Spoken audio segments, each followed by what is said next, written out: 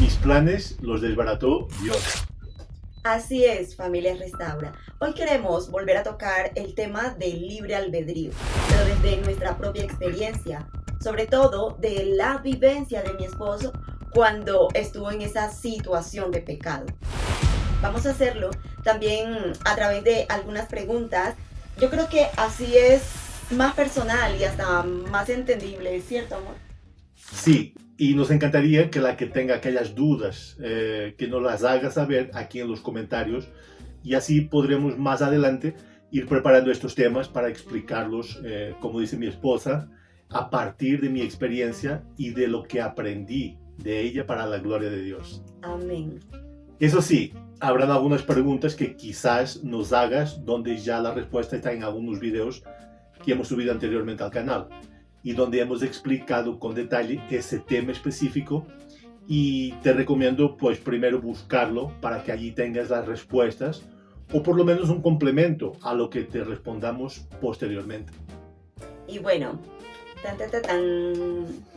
Confieso que le doy gracias a Dios cada vez que podemos hacer este tipo de vídeos al respecto de estos temas. Porque es que en aquellos tiempos no me imaginaba siquiera llegar a esto. En otros tiempos eran temas que no queríamos tocar. En otros eran temas que yo me desesperaba por tocar. Pero desde mi carne, sin sabiduría.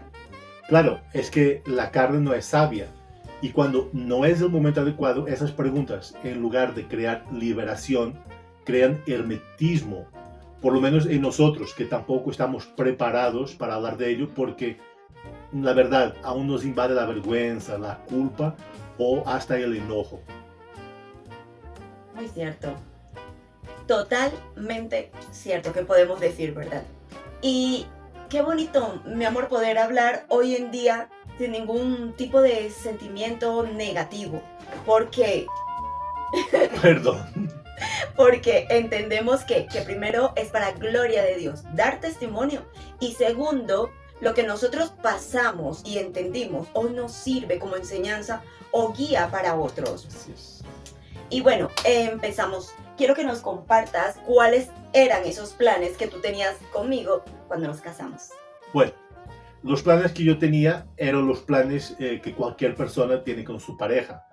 Quería que formáramos un hogar bonito, un hogar cristiano, tener hijos, disfrutar de la vida juntos, servir a Dios. El plan inicial era que viviéramos en Europa, algo que no se pudo seguir por cuestiones de estabilidad económica, pero lo importante era que a pesar de cualquier circunstancia, y es una frase que tenemos mucho, que estábamos juntos y luchando lado a lado con un mismo objetivo. Así es. ¿Qué fue cambiando, mi amor, para ti dentro del matrimonio y qué fueron influenciando en que esos planes fueran llegando a su fin? Llegamos a un punto en que no todas las cosas salieron como queríamos. Hubo planes que tuvieron que ser cambiados por uno u otro motivo. Cuando todo se puso más difícil, tuvimos que regresar a Colombia. Y es en ese momento que todas las cosas mejoraron bastante a nivel económico. Empezamos a vivir más cómodamente y esa comodidad nos llevó a un estado de monotonía. Y creo que uno de los grandes problemas fue confundir esa monotonía con tranquilidad. Total. Y eso fue poco a poco dañando nuestra relación. Poco a poco, pues ya casi no compartíamos momentos juntos. Y lo peor es que no lo veíamos como un problema y no lo hablábamos. Simplemente nos acomodamos y olvidamos que la comunicación es algo esencial en un matrimonio. Incluso nos olvidamos de orar, de hacer planes juntos. Pasábamos fines de semana metidos de cabeza en los celulares o viendo series y películas. Yo creo que ese eran los únicos momentos que realmente compartíamos algo juntos. Cierto. Muy cierto, mi amor. Pero te pregunto también, ¿en algún momento fue parte de tu plan de vida tener una relación ilícita? No, nunca lo había pensado. La verdad nunca había pensado en esa posibilidad. A pesar de la monotonía, yo siempre te he amado, mi amor. Y eso... Más te vale. Y me sentía bien al tenerte a mi lado, aunque no habláramos o apenas habláramos lo esencial. A pesar de eso, yo me sentía feliz por tenerte a mi lado. Ok, cuando esa personita llegó a tu vida, ¿empezaste a planear un nuevo mundo con ella de inmediato o fue al tiempo? No, al inicio fue apenas algo, digamos, que me movió el piso, fue una emoción del momento, algo que realmente no tenía importancia, algo que me sacó de la monotonía. No era importante y no tenía ningún tipo de planes realmente con esa persona. Pero mis planes seguían iguales. Tú eres mi esposa y solo tú estabas en mis planes de vida. Solo tú entrabas, encajabas en mis planes de vida. Pero entonces, ¿qué te motivó para cambiar esos planes? Ok, fue creer que esa emoción que yo estaba sintiendo en ese momento se iba a prolongar si yo seguía con esa persona. Pensaba que con ella la vida sería mejor, creí que esa emoción era felicidad y realmente era un engaño. No quería que eso acabase nunca. Y fue ahí cuando ya empecé a hacer planes con esa persona. Ok. Te pregunto también, ¿en qué momento sentiste que esos planes que tenías con ella ya no tenían sentido o razón de ser? Fue en el momento que me di cuenta que la diferencia de edades sí importa y mucho. La mentalidad es completamente diferente, los objetivos de vida también son diferentes. Además, era una persona que no tenía aspiraciones, no quería esforzarse por mejorar y me estaba arrastrando a eso. Y me hizo despertar y darme cuenta de las enormes diferencias que había entre los planes que tenía contigo y los planes que tenía con ella. Ok, sí, y esto igual lo aclaramos en redes, hay que aclararlo todo, no es hablar mal de nadie, estamos contando nuestra propia experiencia, nuestros puntos de vista y lo que sentimos en cada momento. Pero yo tengo una pregunta muy importante. ¿Tú crees que fue iniciativa tuya o que Dios intervino en tus decisiones? Sin ninguna duda, Dios me fue acorralando y dirigiendo a tomar decisiones.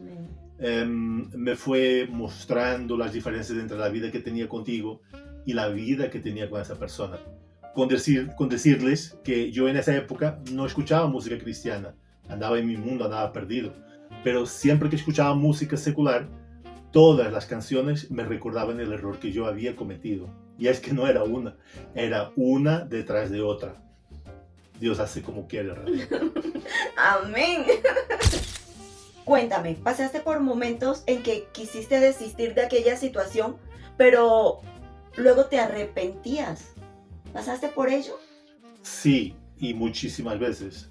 Pero me arrepentía por miedo a volver atrás y que todo siguiera pues igual. Y la verdad yo no quería eso. Ahora, te pregunto, ¿pasaste por momentos en que quisiste hablar conmigo de lo que estabas sintiendo y quizás luego te arrepentiste? Sí, mi amor. Sí, y muchas veces. Y hubo algunas veces en las que hablábamos y que yo pues indirectamente te dejaba saber pues que yo no estaba feliz, que realmente donde estaba no me sentía feliz, aunque no era capaz de decírtelo directamente. Ok, ya el Espíritu Santo me lo mostraba. Dime, ¿pasaste por momentos en que quizás quisiste volver, pero no fuiste capaz de tomar la decisión? Sí, sí. Incluso me acuerdo una vez que estábamos hablando por WhatsApp y que me decías que tenías planes de irte para España. Pues y en ese momento yo pensé que ya no tenías planes conmigo, que realmente los planes eran solita. Y pensé que ya no me amabas y que sería mejor pues ni siquiera intentar acercarme y hacerte saber que me hacías falta. Porque realmente me daba miedo que dijeras que ya no querías nada conmigo. Era ese miedo al rechazo que yo tenía. Psicología inversa. Ay, ustedes los hombres. ¿Tú crees que ese versículo es aplicable al adulterio? Ese versículo donde dice que solo el Espíritu Santo puede convencer de pecado, de juicio y justicia. Sin ninguna duda. De otra manera, yo nunca hubiese cambiado mi decisión. Nunca me hubiese arrepentido. Por eso es que tu oración fue muy importante en el proceso de mi arrepentimiento. Amén, amén. Dios escuchó tu clamor y mi espíritu escuchó la voz de Dios. Ay, qué bonito. Uy, eso fue improvisado. ¿Tú crees que Dios te necesitaba a ti, convencidito o dispuesto a tomar la decisión para Él poder obrar? No. Dios toca corazones y ablanda corazones. Y eso es lo que hace que tomemos las decisiones correctas. Claro, que es todo es un proceso, no es de un día para el otro. Muchas veces tenemos que caer fondo para entender que ese camino que estamos tomando no es el camino correcto. Y ahí también entra la oración del cónyuge, que es importantísima. Pero tiene que ser una oración alineada con el propósito de Dios. No pueden ser oraciones contrarias a su voluntad. Y tienen que ser oraciones con fe y creyendo que Dios todo lo puede hacer. Aleluya. ¿Qué opinas tú del libre albedrío? Cuéntame. Es muy interesante el libre albedrío porque yo creo que mucha gente lo confunde. Para mí, el libre albedrío es la capacidad que el ser humano tiene de decidir tomar una decisión correcta o incorrecta. Pero el problema del ser humano es que muchas veces tiene los conceptos de bien y mal tergiversados por uno u otro motivo y no sabe hacer la distinción. Exacto. Ahí es donde entra el actuar de Dios, que nos abre el entendimiento sobre si determinada situación está bien o está mal, haciendo que nuestra decisión ya sea consciente, alineada con la voluntad de Dios. Amén. ¿Qué opinas, amor, de la parábola de la oveja perdida? La ovejita perdida, que salió de su entorno seguro y fue toda contenta a aventurarse en el mundo, pero que no supo volver. Es aquella persona que, como yo lo fui, que salió de su hogar para tener nuevas experiencias y aunque haya tomado una mala decisión, el pastor nunca la va a abandonar y la va a buscar para traerlo nuevamente a su redil. Nos va a incomodar, nos va a jalar las orejas y traer de vuelta. Así es, oreja, rabo, por donde sea, pero vuelve al redil. Amén.